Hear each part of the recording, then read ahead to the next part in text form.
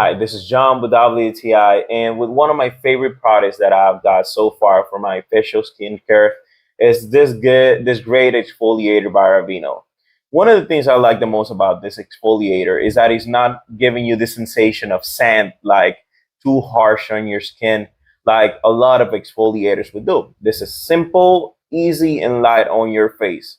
It's not gonna create no foam, but it's gonna feel like a little gentle foam or gel that is inside of your face and is running smoothly.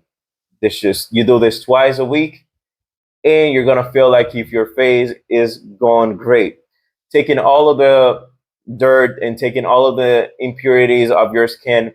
And if you keep like doing first your cleansing, then you're exfoliating, you're gonna feel like if your face is looking clear and nice all the time. So this is one of my essentials, one of my basics for my skincare, and this just works great, like Aveeno does. So this was John with WTI, and that was my point of view.